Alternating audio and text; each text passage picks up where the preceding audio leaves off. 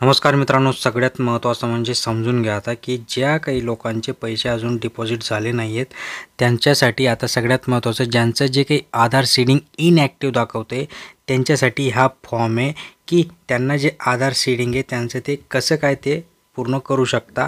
या फॉर्मच्या माध्यमातून हा फॉर्म आपल्याला कुठे भरायचा, कसा भरायचा आहे हे सगळं या विषयातनं जाणून घेणार आहे। त्यामुळे शेवटपर्यंत बघा, कुठे स्किप करू नका।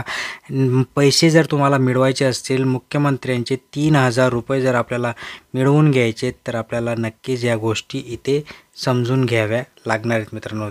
ओके, सो हा एक फॉर्म येतो मित्रांनो, हा फॉर्म आपल्याला भरायचा आहे। Okay, Aadhaar seeding necessary for receiving DBT। आता जे काही पैसे आपले येत आहेत आपल्या सगळ्यांना माहिती आहेत की हे जे पैसे ते DBTच्या माध्यमातून येत आहे। हा DBT आधार सीडिंग आपल्याला करून घ्यावं लागतं। ओके, सगळ्यांनाच माहिती, आणि ते सीडिंग केलं नाही तर आपल्या अकाउंटमध्ये पैसे नाही येणार मित्रांनो। हा इथे फॉर्म आहे, application for linking seeding Aadhaar number and receiving DBT benefits into bank.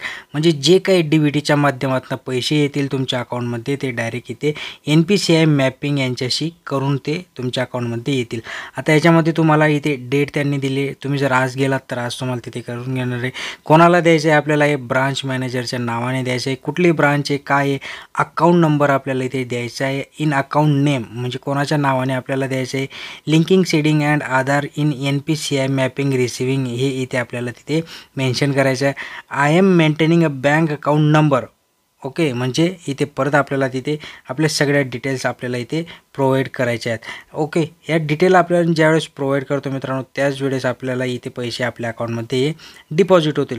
आता इथे एक गोष्ट त्यांनी परत आपल्याला सांगितली आहे की ज्या पद्धतीने आपल्याला इथे पैसे आपल्याला डिपॉझिट करण्यासाठी येणार आहोत त्या पद्धतीनेच आपल्याला इथे ओपिनियन फॉर रिसिव्हिंग बेनिफिट्स म्हणजे या सगळ्या गोष्टी भरून आपल्याला हा जो फॉर्म आहे हा फॉर्म आपल्याला ब्रांचमध्ये जमा करू आपण। त्यावेळेस आपल्याला त्या आपल्या अकाउंटमध्ये हे पैसे डिपॉझिट होतील, कारण की DBTच्या माध्यमातून जे काही पैसे येणार आहेत ते पैसे आपल्याला हे फॉर्म भरल्यानंतरच आपल्या अकाउंटमध्ये आपल्याला टाकता येणार आहेत मित्रांनो। सो ही महत्त्वाची माहिती आहे। हा जो फॉर्म आहे हा फॉर्म आपण ज्यावेळेस तुम्ही गुगल कराल, गुगलमध्ये जर टाकला की NPCI PDF फॉर्म, ओके, किंवा आधार सीडिंग PDF फॉर्म, आधार सीडिंग PDF फॉर्म जरी टाकला तुम्ही तरी तुम्हाला सगळ्यात महत्त्वाचं म्हणजे सगळ्यात पहिले हा फॉर्म ओपन होईल आणि तो डाउनलोड करून तुम्ही तिथे टाकून घ्या मित्रांनो। चॅनलवर नवीन असाल तर लाईक करा, शेअर करा, सबस्क्राईब करा। धन्यवाद।